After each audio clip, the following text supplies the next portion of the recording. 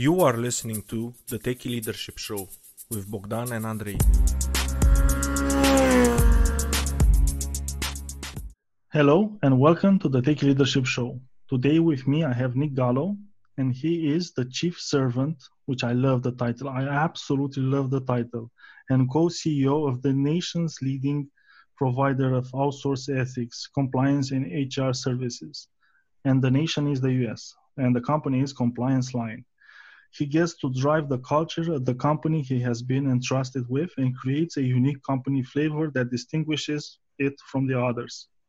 Nick helps create an environment that makes people feel safe, included, and valued, and multiplies their impact by helping their clients do the same thing. Hello, Nick. How are you? Hello, Andrei. Thank you so much for having me. I'm so glad to be here. And I couldn't have put any of that stuff better myself, so appreciate that introduction. Well, I am really glad to hear that. And besides that, do you want to add anything more to it? No, I'm thrilled to be here. I love this podcast. I'm excited to kind of get into this thing that I love more than anything, which is leadership and culture and people. And just excited to dive in. Perfect. And I'm really curious about your stories. And I'm even going to let you choose. Do you want to start with the success story or the failure story? In what direction do you want? In what order? I'm down for whatever. Maybe we should talk about a failure. Maybe that's a good one. Yes. Let's start with the failure story. So what is it? What is the biggest leadership failure you had the unfortunate experience of witnessing? I used to work in a situation where the leader was someone I learned a lot from, but it was all like the bad things, and there was a lot. Yeah. Don't do it like this. Yeah, exactly. So it was a situation where, everyone is an idiot. No one's as smart as I am. If I want your opinion, I'll give it to you. God. That kind of stuff, double, triple checking everything from everybody else. And what it ended up creating was really a culture of fear, that really stamped out any opportunity for synergy. Everyone's different. Everybody has a different perspective. Assuming that your hiring process is at least passable, you're going to have relatively smart people in the mix or sitting around the table. So, what I saw was management and leadership techniques that were stamping out and creating a fog of fear that people were trying to kind of navigate through. And it ended up leading to a lot of waste, a lot of inefficiency, and a lot of people looking for another job. And what did you learn from that experience? I think I learned from that experience, like what not to do, Okay. I think that in general, people want to leave the world a better place than they found it. I think in general, people are looking for a purpose that will resonate with their own internal why or their own internal purpose. And if you can find people who are like-minded and find people whose purpose resonates with your organization's purpose, you really just have to let them go. You have to unleash them. And that's really where a lot of magic can happen. Obviously, I'm not talking about creating a chaotic environment, right? I'm talking about, you obviously need sort of rules and you need compliance and you need, a game plan and so forth. But the worst thing I think you can do is create an environment that stamps out that natural ownership that people want to have for whatever they're a part of. And that's a great way of putting natural ownership. And I say, like, people, if they choose a job, they come with good intentions, they want to do the work, you just have to let them and trust them that they're going to do the work. Now, I'm really curious, like in that environment, was the company successful with the terror in the culture? It really wasn't, man. It really wasn't successful. There was a lot of waste. There was a lot of money wasted. There was a lot of loss. There's a lot of unnecessary churn. And when a company is in a tough spot, you don't need the crew of the ship changing over in the middle of the storm. I mean, it makes it worse and worse, right? So there was a lot of that stuff that brought on. And those are all kind of externalities or, exogenous sort of variables that aren't even part of the game that you're playing that get incorporated as a result of the leadership or lack of leadership that team of individuals is experiencing.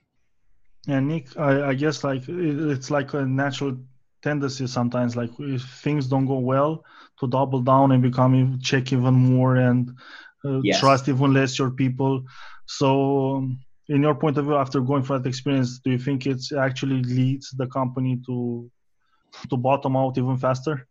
I do. I really do. And I think that's a natural tendency, to your point, that like we all kind of have. But life is very sort of counterintuitive.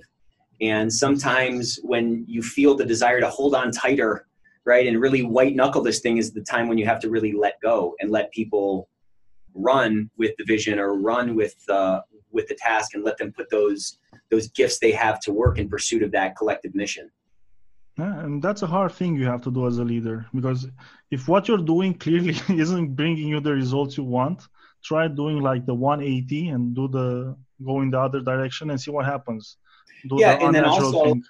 and I think to your point, it always starts with us as leaders. Like the first person you have to look to if something's not working is yourself. Like, okay, Yes. Am I not providing the right guidance? Am I creating the wrong environment? Am I sending mixed signals to people? Am I sapping people instead of zapping them? You know what I'm saying? Am I sucking the life out of people? You have to look to yourself first, but many times I think leaders fall into this thing called CEO's disease, where they have no idea what they look like. They have no idea, you start to lose touch and you start to lose some self-awareness if you're not careful, if you're not constantly trying to tune into it, if you're not surrounding yourself with people who have, the ability to be radically candid with you, to say, you know what, you really, you suck the life out of the room in that meeting, or that guidance you provided, nobody knows what to do with it, and they're all too scared to even say anything. If you can have those feedback loops in place, the odds of you falling into that CEO's disease, situation are obviously lower. But at the end of the day, it comes down to you as a leader, making sure that you're looking in the mirror, you're starting with yourself and seeing what am I doing to contribute to us not hitting our number or us not achieving our goal, Oh, yes. And that's really important. And if you create a culture of fear, like you said, it was in that example, nobody's going to give you feedback, like true feedback. They're going to be too afraid to do it because they're looking for a job and they don't want to lose this job before they find the next one. You got it. They're worried about, paying for their bills, paying for their mortgage, Yes. You know what I'm saying, providing for their family in whatever capacity that they're doing it. That's the first thing they're responding to, so that's a great point. Yeah. And now moving on, I'm really curious, what is the biggest leadership success story you've witnessed personally? The biggest leadership success is something that happened in our call center. So we operate a 24/7 whistleblower hotline. That's one of the business lines that we offer that allows organizations, large organizations, complex organizations with thousands and thousands of people to have a single repository for people to raise their hand if they see something wrong, to speak up and to fix the problem for their company, right?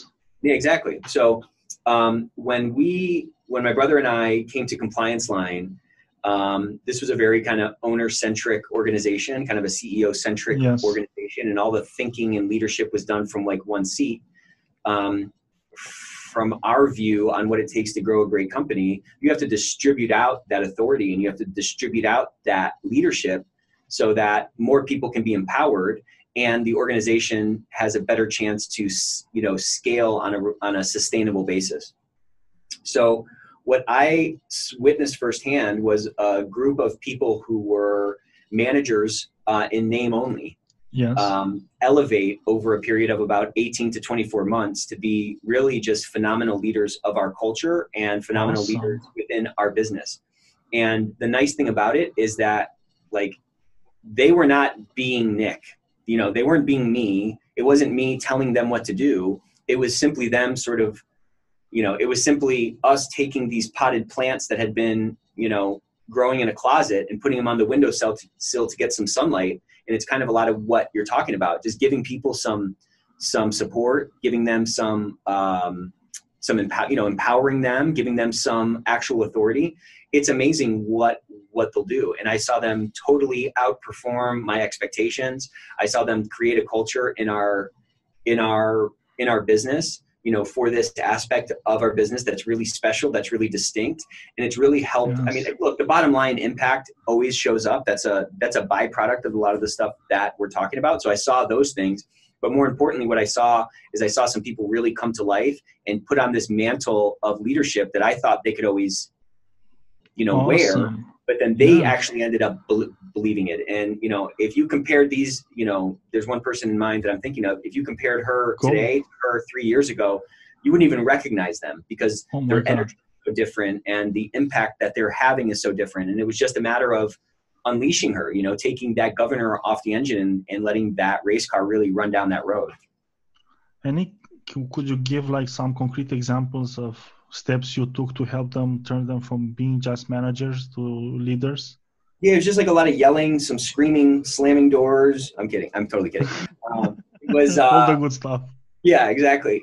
I think our job as leaders to some level is to set a vision and to talk about the culture that we want, but you can never drive a culture down on people. You have to own it. If it's ever going to be sustainable and real, it has to spring up organically from the ground. It has to spring up from the hearts and minds of the individuals within your team or within your organization. So, the specifics, if I could boil the steps down, first it was kind of setting a cultural vision, setting a vision for the organization about, well, what's important for us to compete in our marketplace? What are those values that we want to have, not only from a client perspective, but with each other? And I think once those were set, and again, those were not sort of etched in stone and pronounced on high from, me and my brother Giovanni. These were assembled organically from the team, and we made an agreement with each other that these are the values that we want to live out. Those values are slated in the context of a purpose. Like, what are we doing here? It's very 90s. It's a very 90s mentality to just think, oh, my company's here just to make money and serve the shareholders and so forth. We're a lot more kind of, new school in terms of we look at kind of a triple bottom line. Obviously, profits are important, but we want to have a great experience for our employees as well. We want this to be a place that they can put their unique God-given gifts to work in pursuit of their own mission. And we also want to make the client experience something that's really phenomenal, create some raving fans who know with confidence that they can rely on us. So I'm just saying, once we built those, I guess the purpose or our missions, our mission statement, that's kind of the top of the mountain, right? How we get up that mountain is these shared values. And I'm just saying, once those are set, then it's just a question of encouragement and confidence in the leaders that you have in place to execute that stuff so that they can recreate what you're trying to create with them, with the people that are reporting to them. And so what I'm talking about is a culture of kind of trust, a culture of candor, a culture of love. I know it sounds weird sometimes to say love in a corporate setting, but we're human beings. Yes. Every other relationship we have, like your best friend, there's a love relationship there. Your wife, your kids, your family, like all these meaningful relationships in our lives are all built on that sort of human thing of love, right? That's our language to communicate with. Yes. And yet for some reason, that seems to break down as you walk into the doors of an organization. That seems to get left in the car in a lot of places. And I'm just saying that it's not really that crazy of a word to say because we're all humans. That's what our natural acclimation is. So if you can create that environment and be that example that they can carry forward into their individual teams, the type of values and the type of feelings that you want those people in the front lines to feel. So again, it's about kind of setting that purpose. Is it an actual purpose that we can live up to? Setting those, those values, which are really kind of guiding our mission. And then it's about putting people in place and encouraging them and leaving that open door policy in place so that they can feel safe in their position as they're sticking their neck out and as they're trying something they haven't done before. They need to feel safe in that seat. Yes. Not that, hey, if I screw up one time, I'm out of here. Baseball is a great analogy for this. You can step to the plate 3 times, and if you get 1 hit, 1 out of 3 your entire career, you're going to be in the Hall of Fame. So that's really a lot closer to what it's like to be a manager, I think. It's not just screwing up one time and then you're out of here, but hey, I'm taking a long-term view with you. I am looking for you to grow. I believe that you can be this greater thing. I see something in you that you don't even see in yourself. And if you just trust me and you follow this process, then you're going to impress yourself and you're going to surprise yourself by what you're doing, right? That level of confidence that you're putting in somebody is going to provoke them. Again, if they truly feel safe in the organization, it's going to provoke them to stick their neck out and try some of those things that you believe they can do. I mean, think about when you're helping your kid ride their bike for the first time, right? They don't trust the bike without the training wheels, right? But hey, if you just keep pedaling and you keep pushing, this is going to take care of itself. It's that same picture when you're helping someone to stick their neck out and grow from a management perspective. Like the training wheels are off, you have safety, the momentum is going to be just you doing those good things over and over again. It's going to take care of itself. And that's the type of inertia that we as leaders need to create with the people that we're managing. Oh yeah, and you're absolutely right, Nick. Creating a culture where to fail is okay and it's accepted, as long as you learn from your failures. That's also something you don't have to go like doing the same mistakes each and every day. It's not it's not good.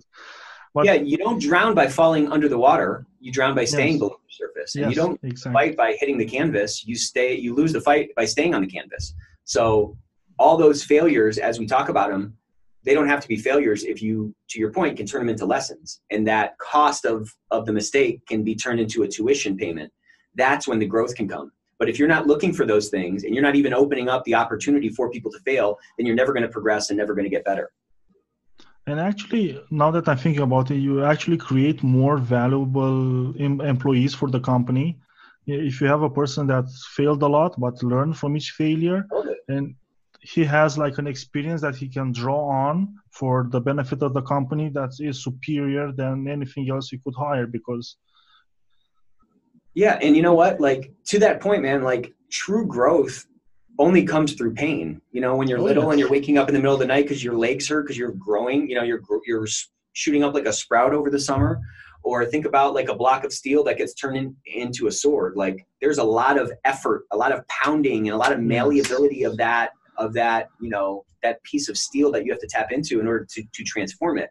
That's that that block of steel is going through a lot of pain to be turned into that sword, and it takes a lot of friction and it takes a lot of effort, right? But that's what it takes to transform something. that is so true. And I really love how you built basically the culture inside the company by getting the people working in the company to come out like what culture would we like to have here and embrace it. It's not like top down, it's as you said like bottom up. You got it. And I'm really curious like during those meetings, which aren't easy meetings to do, and especially as a leader to sit there and mostly moderate without trying to sway them in a direction or another. How would you have some tips on how to hold meetings where you create like get the people riled up to create like a really positive culture? Yeah, that's a phenomenal question, and you're right. Those are not easy meetings, especially when you're trying to change a culture and do a U-turn with Yes. the culture, because there's a lot of habits and behaviors that have settled into the individuals that are in this room, right? Yes. So, you know, for me, or for us, when we were doing this, you know, we were in front of the group and we were saying, you know, what do we want this company to be? This is our company. This is not just Nick and Gio's company. This is all of our company, because we come here every day and we work together on this mission. What do we want it to be? And it was like crickets. It was just totally quiet. No one was Yes, raising their I hand. And know. I was baffled by it, because all I ever wanted was someone to ask me those kinds of questions. So I said as much to everyone. I was like, you know, this is a little bit, you know, I thought everyone would be just kind of talking, you know, I thought everyone would be trying to get a word in edgewise. I thought we were going to be opening up the hornet's nest here, you know? And, you know, again, it was crickets for a minute. And then somebody kind of raised their hand and they said, you know, we're just not used to doing this. We haven't been asked these kinds of questions Uh, before. uh, And that was a real light bulb moment for me, because this is a muscle that we're talking about. And yes. that muscle had been atrophied in our workforce when we came and joined the company. So it just takes, to your point, it takes a little bit of effort to try to get people talking and get them going. And it's kind of like, you know, if you see a frozen pond and you want to start walking out on it, you don't just run onto the pond, right? You kind of take some ginger steps on the Yes. pond to see if that surface is sort of frozen through and so forth. So there's a lot of encouragement that needs to be had, and, you know, trying to really create a safe space where no one's getting ridiculed for saying something stupid, where you Oh really want to yes. get all the ideas out and we'll sort through the ideas later. And, you know, it was interesting because we kind of hit a tipping point, right? It was like 15 minutes of like pulling teeth to try to get ideas out of people and get them to talk. And then we hit this tipping point where there was a general sort of sigh of relief in the room, or the tension had sort of Oh dropped. yeah. Then we got a ton of participation, because like all these questions, the answers to all these questions are literally reside within the individuals in the room. It's just your Yes. job as a leader to like drill down deep enough and create enough sort of safety and intellectual safety for them to trust the process and share what they think. And it was a really rewarding process for us to get that kind of engagement and see the level of overlap between the individuals in terms of what they wanted their workplace to be. And then again, that just underscores what I was just saying, that these answers are largely consistent across human beings. And, you know, if you can just unleash it, you're going to be surprised at the level of thoughtfulness and the level of ownership that people want to bring to the table. Oh yeah. And another thing that I think it would be important, like when you have meetings like this, is to convey the message that this is serious. You actually want to do it. It's not like we're pretending to Correct. define our values and our culture, but everybody knows that nothing is going to change. So it's like a pointless exercise. So Right. let's just get it done with and go home. Yeah, and I think you touched on something really important there that speaks to this trust thing, right? Like every strong culture has two main components. One is this trust piece, right? This ownership piece, this, hey, this is my home and this is my thing. And the other is this purpose piece, right? The why are we here, right? So if you can get both of those right, that's going to allow you to build a much bigger sort of structure, that, much sort of stronger culture. But my point is that trust piece, you don't flip a switch and it's like, okay, everybody trusts us. Yes. It's an ongoing process that you have to engage in on an ongoing basis. So, if you go back to that example I was giving, when we're in this room and we're doing this offsite, trying to come up with our values for our organization, yes, we had to kind of build some trust right there.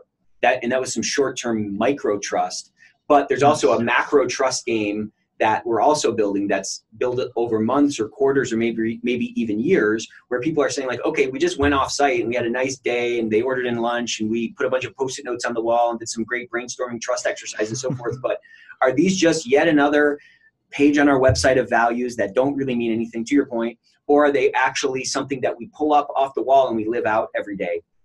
And I think that,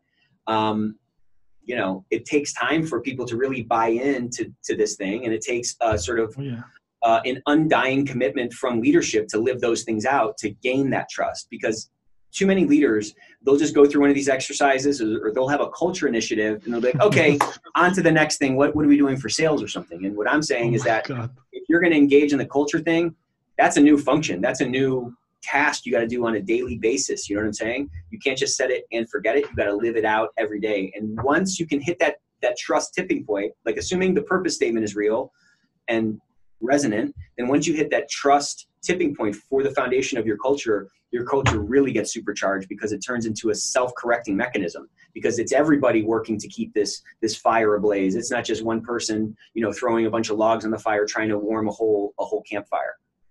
Yes, and you're absolutely right. You need to keep working at it and building trust, and you have to be careful.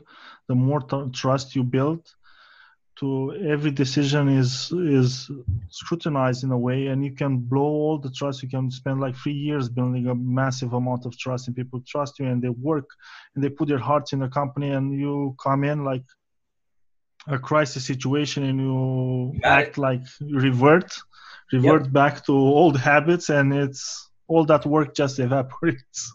Yeah, all the work evaporates. And if you think about why it evaporates, it's a self-preservation. It's some self-preservation psychology going on within the organization, because to the extent that the trust is not achieved initially, there's some reticence to give it. It's because there's no trust exchange without risk.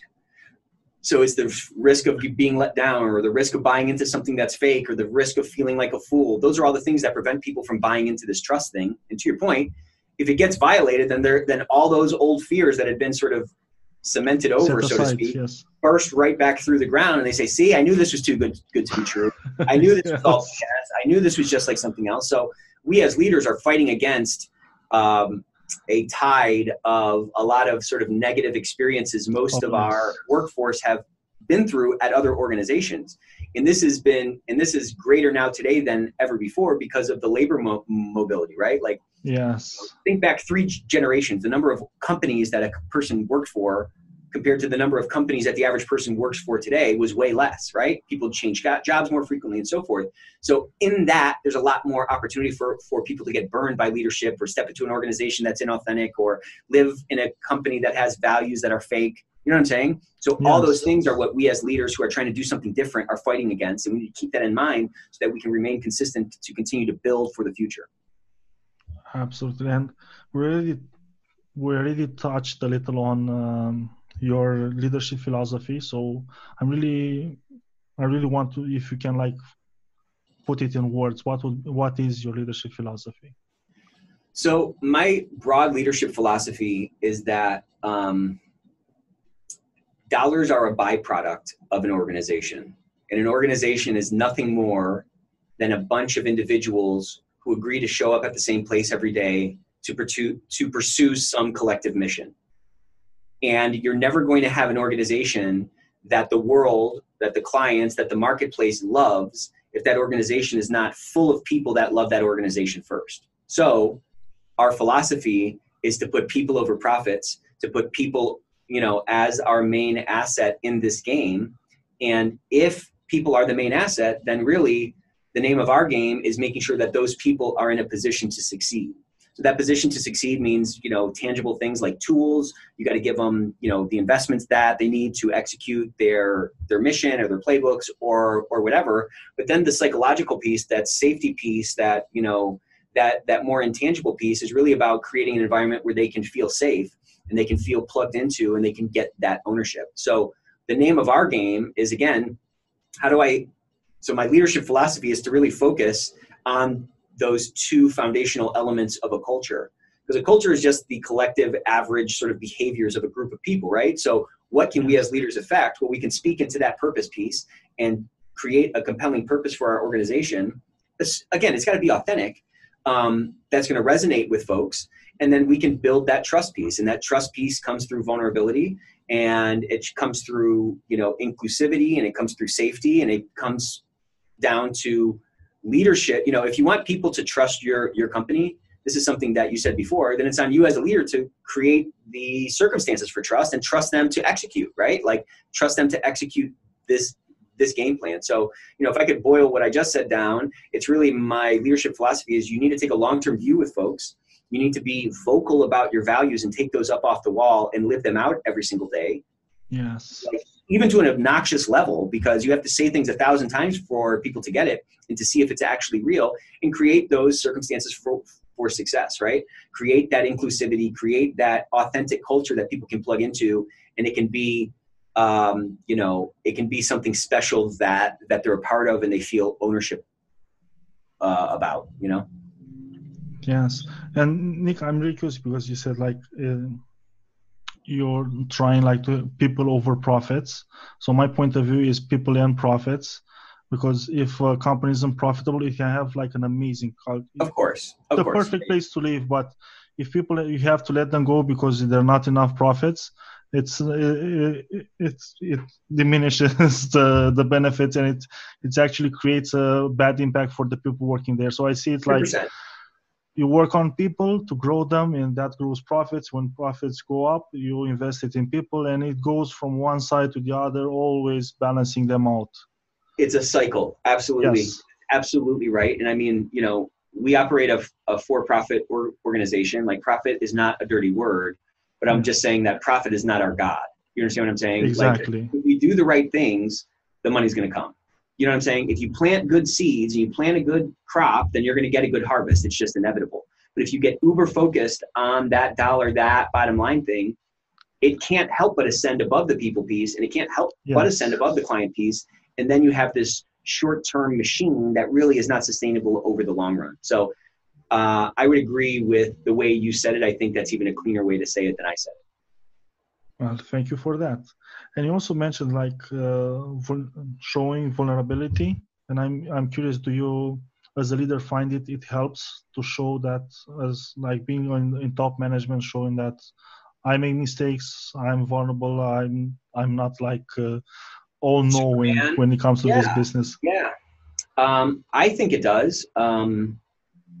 I think I have a relatively good relationship with pretty much all the people on my team, and I hope they feel I hope they all feel comfortable coming to me when something messes up and so forth. And I'm just telling you, again, I don't know for sure because I don't know who's not coming to me. You know what I'm saying? But my heart is to create an environment where people can express that stuff. But I don't know how you can be authentic without vulnerability, or I don't know how you can be authentic and be actually real without opening up about the things that you're not good at. You know what I'm saying? No one's great at everything. Sure. So in order for the synergy of an organization, which theoretically is in place, where 1 + 1 equals something more than 2, because you have skills that I don't have and I have skills that you don't have, but when we come together, you get the best of both worlds. In order for that to play out, we need to be able to candidly and transparently identify points of strength and points of weakness. It's like a normal Yes. thing. Even the guy, the best CEO per Fortune magazine who's running some company, he's not great at everything. No human is Yes. great at everything. You know what I'm saying? So opening up about what you're not good at allows people to feel more comfortable talking about what they're not good at. And opening up, if I'm opening up about something like a failure, well, then we all have failures, right? Yes. We all have nerves before a big speech, or we all have nerves before a sales presentation or before a job interview. That's a human thing. That's not something that you're ever going to get past at any point. So I'm just saying, owning those things, talking about them, bringing those to the surface and having conversations about them lets people see that, okay, this is not that serious. Me messing something up, me striking out once is not that big of a deal, Oh, yes. So I hope that kind of answered your question, but I found a lot of value in being vulnerable because it's authentic and because it's real. You know what I'm saying? Yes. And you said it so well. And it's the only way to be authentic is to say, like, I'm not perfect, and it's okay for you not to be perfect. And let's synergize and put our strengths together with our weaknesses to be better together. And I think when you can show that vulnerability, and that vulnerability can be part of the dynamic of the broader organization, you just save so much time. Like, you're not wasting time trying to explain away a mistake. You can own the mistake and we can move forward and fix it, versus all the finger pointing that goes along with these other sort of more political organizations where, well, shoot, you can't make a mistake because if you do, you're going to get fired. God, well, then yes. nobody owns anything. Everyone's blaming the other guy, they're blaming this other team, and that just creates division within the company, and it just really stamps out any possibility for the synergy that is, again, theoretically in place in any organization. Yeah, you lose a lot of time playing the blame game, and I found, like, when working for other companies, I say, like, I'll take, like, it's my fault. Okay, so if you're not firing me, let's move forward and see what we can do to resolve the situation. Yeah. Yeah, and it speeds up everything, which is Right. great. And Nick, for aspiring leaders, what would be your top 3 leadership tips? So I think my first leadership tip is that we can all be leaders. And I think you need to just check out what the definition of a leader is. I think a lot of people think a leader is somebody who has a big team reporting to them, or somebody who everyone's looking to for guidance or so forth. Like, those are definitely things that can come along with certain leadership positions. But I would argue that a leader is just somebody who's willing to take responsibility for their impact and willing to be an example for those around them.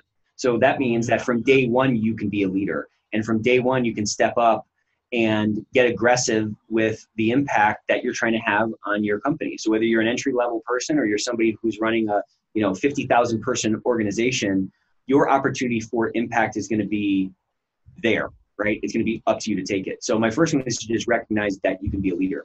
My second piece of advice is to lean into the vulnerability piece, right?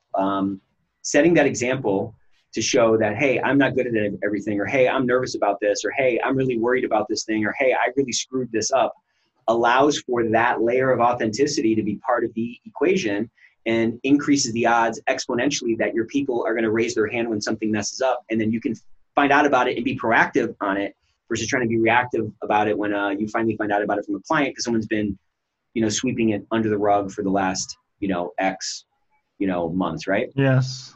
And so I would say, you can be a leader. That's one. Step up and do it. Be that example for people around you. Take responsibility for your impact. 2, lean into the vulnerability, right? Admit when you're wrong. Say you're sorry when you mess up. And really try to be authentic. And that's really about humanizing this entire experience. The people that you work with are not labor units to build your paycheck. They're not labor units for you to climb on top of in pursuit of your own glorification or your goal. Oh, yes. These are human beings who have agreed to come to your place of work every single day in pursuit of some collective goal. So I think by humanizing those people and recognizing that they have their own lives, they have their own challenges. I love that saying that says, be kind because everyone is fighting the battle of their lives. Nobody gets to their deathbed and on their last breath, they just go, that was easy. Like, life is hard for everybody, Yes. right? So people are juggling mortgage and family and responsibilities and parents and family and all that other stuff. And I think recognizing that and recognizing that people have complex lives and pushing toward an authentic engagement profile with your team, not one that's about work-life balance, whatever that means, but really work-life harmony or work-life integration, and making some room for people to live out that human experience, again, creates all that goodness, creates those circumstances for success that allow really impactful, really meaningful things to happen inside your organization. So be a leader. Don't be scared to be vulnerable, and be authentic with people by humanizing them and recognizing what they're actually going through on a human level. Oh yes, and that's so powerful. And it just occurred to me, like after hearing everything you said, like in a way, if you would think about your co-workers as being valuable clients for you, like the number one client you have, it already changes like the relationship, because you want to provide services to them and help them succeed, because they're also going to help you. It's not taking them for granted. They're tied here by a paycheck, so they have to take everything I'm doing and agree with it. You got it. And I think, maybe the overarching theme of what I'm talking about is to be a true servant to your people. That's what the name of the game is. If you're getting a leadership job because now you're so excited that you can talk down to your people and you can order them around to get coffee, make people feel small, you're not a leader. You're a snake. You know what I'm saying? If you want to be a true leader, your job is to create an environment and create circumstances for your people to elevate, for them to put those God-given gifts to work. And the only way you can do that is with that servant's mentality. So I love the way you put that. Your employees are your first client. Your teammates are your first priority as a leader. And if you can take care of those people, then everybody else will be taken care of, not only on the cultural level, not only on the lifeblood of the organization that you're helping to build, but also on the day-to-day interactions and that client experience, which is what we all ultimately care about. And that's why I love your title, Chief Servant. I like it, Nick. I like it so much. Thank you. And I also know that you listen to a lot of audiobooks. And books, like, what would be the book that had the most profound impact on you? Yeah, I would say the biggest one, well, I don't know about the most. I've read so many great books over the last year. Yes, there are a lot. I read a book by this guy named Bob Chapman called Everybody Matters. And that's really a great, great book. It's about kind of creating this true work-life family. And this guy's built a great company. It's very large. They've built through a lot of acquisitions, and they've somehow been able to maintain a really strong culture through their growth. Wow. And they do some really interesting things, like simple things, man, little things, by trying to create this sort of environment of family at work. And one example is like all these companies that they end up buying, they don't call them acquisitions or mergers or whatever, they call them adoptions. And just that little tweak, right? That little tweak gives you so much information about where their heart is and what they look at this, how they look at this thing, right? Words have a lot of power and a lot of meaning. And I think if we're intentional about those words, we can help to create the type of environment that we're going towards. So that's a great one. Everybody Matters, phenomenal. I just can't recommend it enough. Another one that, I just finished it, but I think it's a great book that I'll probably read yearly going forward. It's Emotional Intelligence 2.0, obviously a very famous book. The guy who wrote it has like the #1 post on LinkedIn ever. So this is nothing that like nobody's heard of before, but this book is really packed with like 66 different strategies to improve your emotional intelligence, right? And they've done a bunch of studies, and there's a bunch of reports and stuff about this thing I'm about to say, which is that the #1 driver for success in life is not intelligence. Intelligence is obviously critical, right? Yes. But people with high IQs are only outperforming sort of average IQs 20% of the time. 70% of the time, people with average IQs are outperforming high IQ people. And why is that? Well, there's another factor in this mix, and it's this emotional intelligence thing. And that's about, there's a few different sort of things that go into it, but it's about relationship management. It's about social awareness. It's about self-awareness and self-management. And if you can, so the book's got a ton of great strategies under each of those 4 headings that allow you to start taking some actionable steps to improve your emotional intelligence. And what's nice about emotional intelligence, as opposed to, IQ, intelligence quotient, is that the former, EQ, is changeable. You can change that. But IQ is largely sort of static from when you're born until when you die. This other one, which is the larger driver of our success and really the most important skill for us as leaders to develop, is one that you can work on. It's a muscle. You can work it out and you can get it better and you can get it stronger and you can become more effective dealing with people. And so those two books, I love them. I think it's like a power pack. And it creates some really interesting ideas for leaders to begin implementing immediately in their day-to-day lives. Yes, and especially like everybody matters. It's hard to create culture in one company. Trying to have a wholesome company culture prevail when you grow through acquisitions and you're basically taking other company cultures and melting them in yours. That's really hard to do. If they have like a solution for it, I'm putting that high on my list to read. And what I think is interesting about it, because you're totally right. And I think when you try to, imagine if Pepsi bought Dr. Pepper and they just combined those drinks and here's our new drink. That's a disgusting drink, right? Exactly. But if you maintain those individual special sauces and you can unify across some values that are going to resonate with everybody, then that gives you kind of the best of both worlds. You know what I'm saying? So there's a way to preserve those individual cultures. You want to keep those flavor profiles within these individual pockets and these individual teams, like all that stuff is healthy and so forth.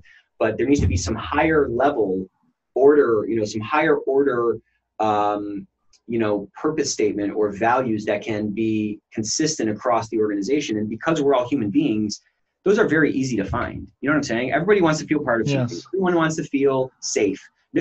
Nobody's like, I really want a job that I think I'm gonna get fired every day. And the boss. Oh no. You know what I'm saying? Like everybody wants that dignity and respect, and everybody believes, nobody thinks they're an idiot, right? Everybody has gifts that they want to put to work. Everyone's been chewed up and spit out by some boss who was a jerk or some organization that didn't value them. So they're very basic, base level type of values and circumstances that you can help create that, regardless of the nuance of the market you're in or the nuance of the culture that you've built, can supercharge your people. And I think that's what we as leaders need to be able to tap into and replicate if we're going to be able to scale organizations that are making a real impact on the world. Love it, Nick. And if people want to find out more about you, where should they go? They can find me on LinkedIn. It's Nick Gallo. I don't know what my LinkedIn URL is, but that's probably the best way. You can email me at ngallo@ComplianceLine, or you can check out our company at complianceline.com. So, we love this kind of stuff. Our goal in life is to make the world a better workplace. We luckily have tools that help us do that. We can do that obviously with our own efforts within the four walls of our organization, but we have tools that help companies do exactly some of the things that I'm talking about, drive that speak up culture, give a voice to their people, make sure that people are respected, right? Make sure that, there's not these risk pockets popping up. So we're lucky to be able to help large organizations who have a much broader reach than we do directly, make their workplaces better. So please reach out anytime. I'm happy to help. I'm all ears and willing to have a conversation, as you can tell. Oh, yes. And after having this conversation with you, I cannot recommend enough Compliance Line, and especially if you can help, like just the 24-hour whistleblower line sounds like an amazing service to have inside the company, because it's third party. Nobody's going to be afraid to whistleblow because they think like, they're going to know who whistleblow by. It's an amazing service. Just when I heard about it, like, mind blown. Good. Thank you. Thank you, Nick, for being on the show. It's been a true pleasure. Glad to be here. Thanks for having me, man. Okay, bye. Bye-bye. That was today's episode. Tune in daily. Rate, like, subscribe, and share, please. Oh, you can find further info and materials in the show notes on techyleadership.com, including links to the guest book recommendations.